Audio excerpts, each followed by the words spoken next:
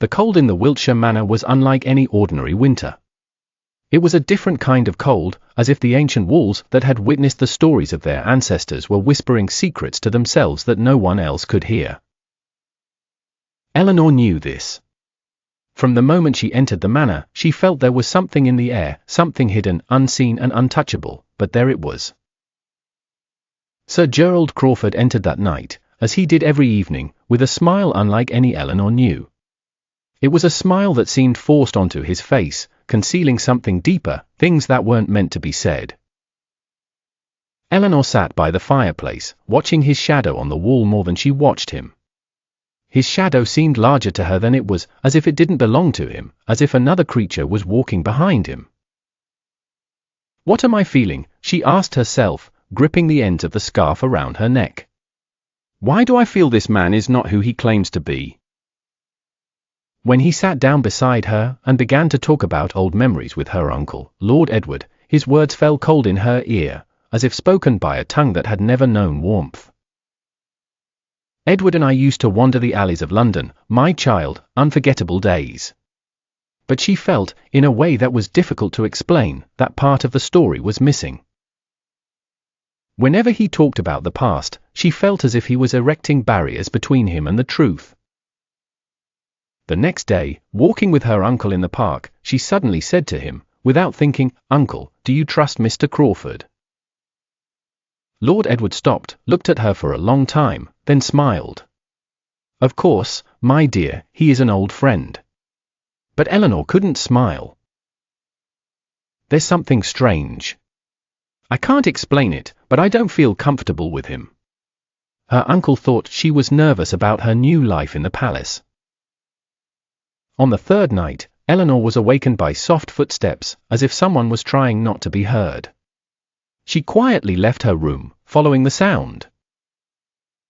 She saw Gerald standing in front of the iron cabinet in the library, rummaging through the papers with the ferocity of a frightened man.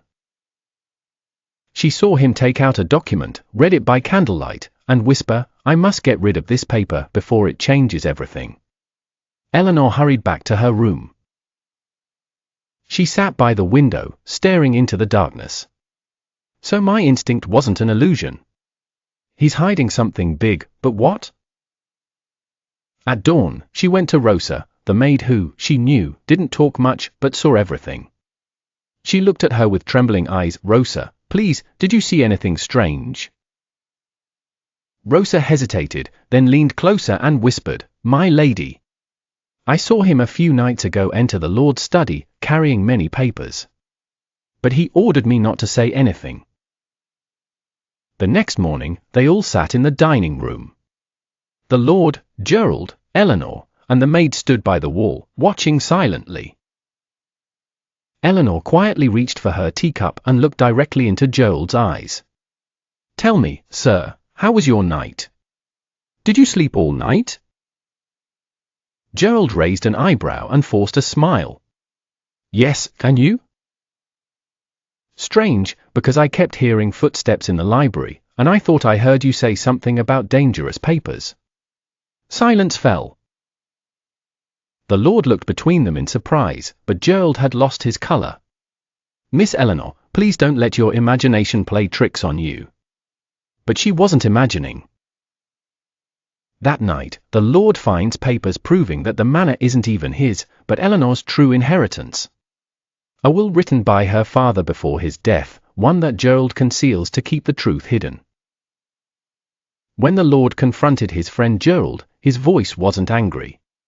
He was calm, but inside he held more disappointment than anger. "I've trusted you for 30 years, Gerald, but she, the little girl, saw what I didn't." Gerald stood silent, knowing there was no escape. As for Eleanor, she stood by the fireplace, staring into the fire, remembering the first night she felt something was wrong. That feeling. She thought. The one that never betrays. The end.